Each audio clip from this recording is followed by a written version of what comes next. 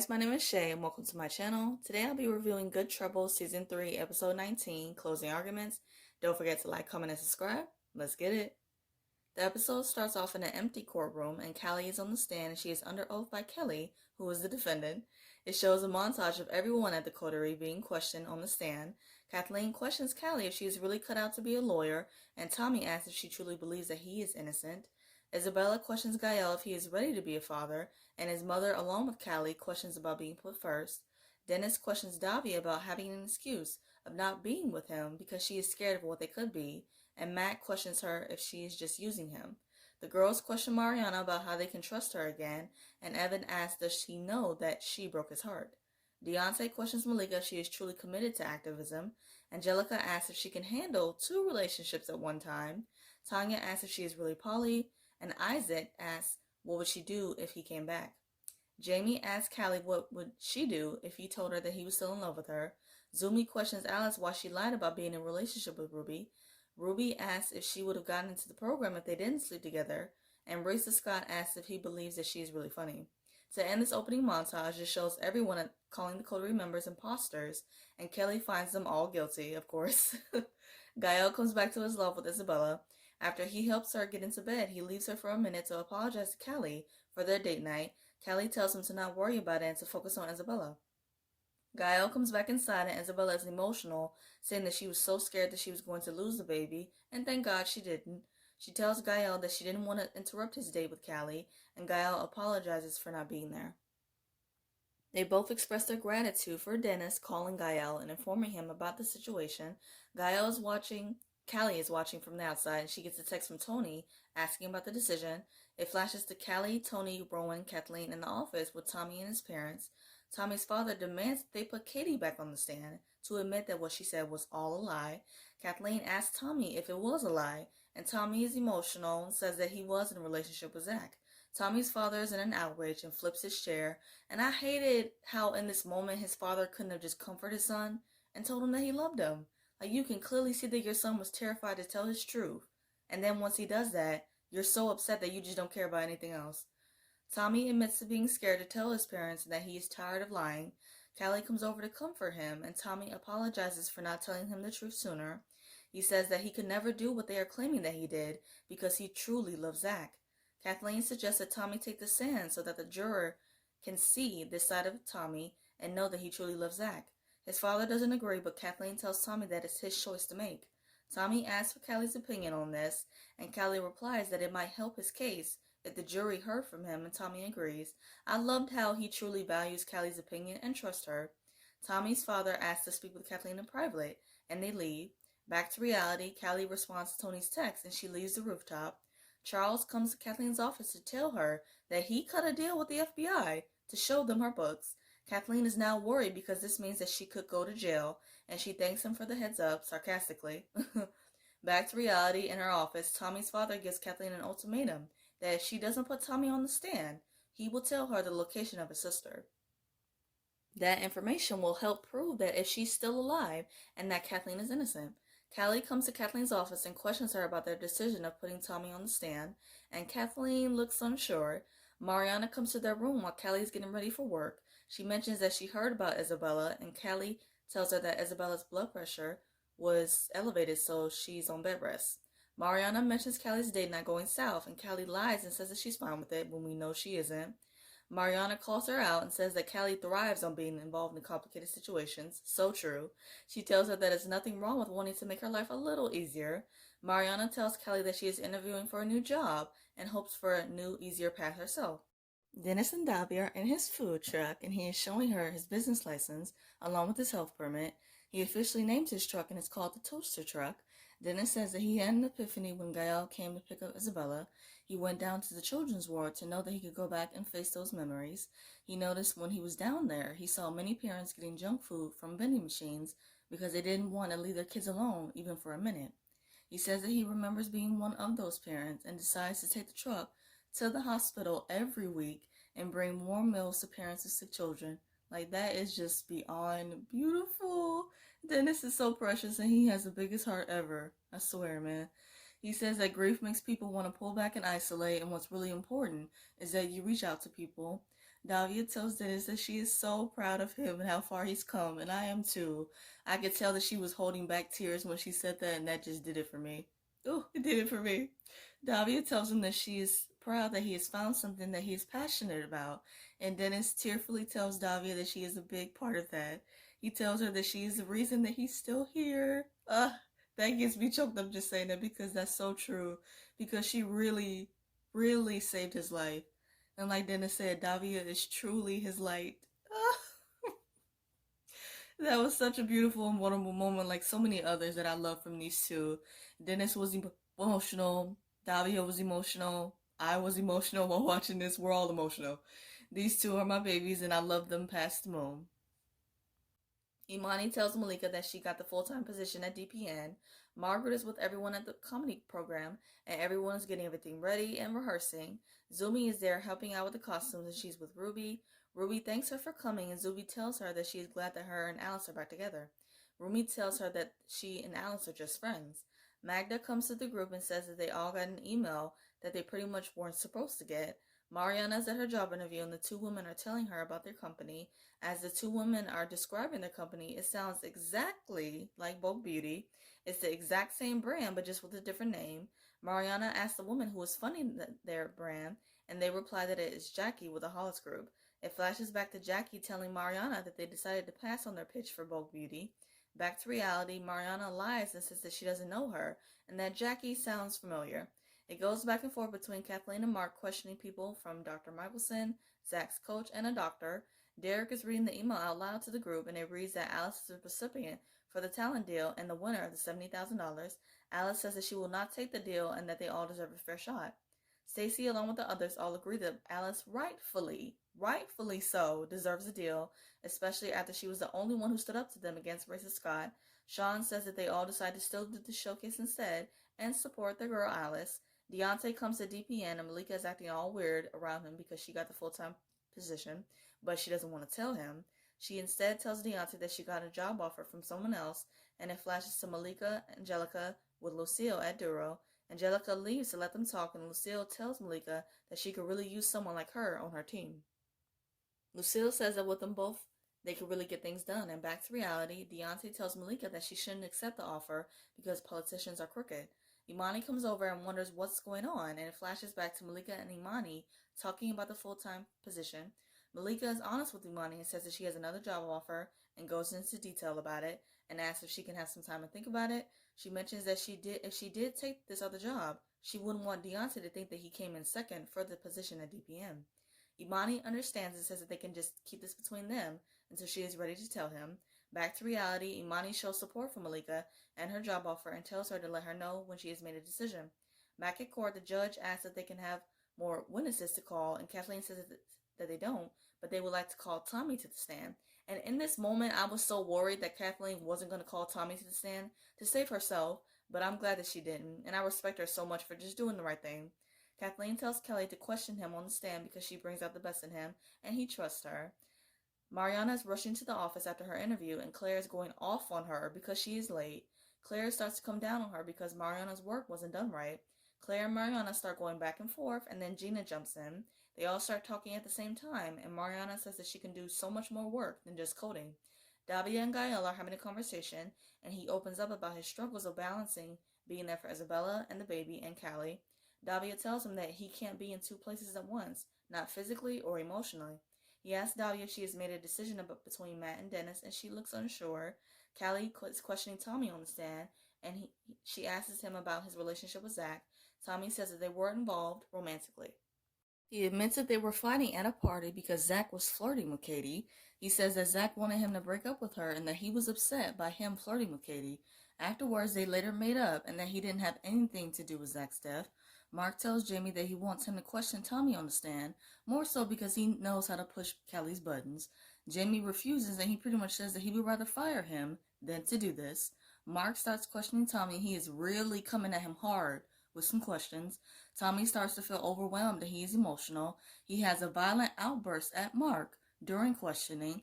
Mark asks his final question and asks Tommy if he has an explosive temper, and he is really something else because he had the fucking nerve to ask that question after he intentionally provoked him and was trying to get a rise out of him. Like, this is what he wanted Jamie to do. And I'm so glad that Jamie just stood his ground and told Mark no. Kathleen comes over to Tommy and asks if he needs a break. Tommy says that he is fine and that she asks him why didn't he attend Zach's funeral. Tommy replies that it was out of respect for his family and that he didn't want to make things harder for them. Tommy tells the jury that he spent the day going to their favorite places and listening to a playlist Zach made for him. He says that he wished that Zach would have been in those places and that this was all just a bad dream. Oh, my heart. Kathleen thanks Tommy for taking the stand and telling his truth, and I could hear Kathleen a little choked up in her voice when she thanked Tommy, and I love that, because the only other time that we've seen Kathleen vulnerable like that was when she was opening up to Cali about her mom, so I love that. Angelica and Malika are on a date, and they are talking about Lucille's job offer. Malika asks Angelica if it will be awkward for her working with her ex, and Angelica says that it wouldn't be at all. Angelica mentions Malika being in a serious relationship, and Malika explains how her relationship with Isaac ended. Malika tells her that she does have to be cool with dating someone who is poly, and Angelica says that she isn't really sure how she feels yet, but that she just wants to take it one day at a time, and I respect that. Angelica gives her some advice and that she has to make the best decision for herself, and that Deontay will land on his feet regardless. Malika comes to work the next day and she sees Imani and Deontay talking in the conference room. Deontay comes over to her and tells Malika that Imani offered him the full-time position, obviously because she turned it down, and she took the job with Lucille. Deontay is genuinely unapologetic, which was good to see, and Malika tells him that it's great news. She says that they can both continue the work that they love to do. Mariana meets with Jackie, and Jackie claims that the two women who interviewed her pitched their idea long before Mariana and the girls came to her with Bold Beauty. Like, yeah, right. I don't believe that for a second. Like, she knew exactly what she was doing when she funded their brand that was identical to theirs. Stop with the lies. Mariana says that she is not here for a lawsuit, but convinces Jackie to hire her because she could bring a lot to the company and get a lot of things done. She mentions that there was no drama on her end because Evan gave her a glowing recommendation. It flashes to Mariana texting Evan asking for a job recommendation, and he agrees. Back to reality, Mariana tells Jackie that she can start immediately. It shows everyone on the stage before the showcase, and then it flashes to Elise questioning Ruby about the comedians because she notices that no one is there.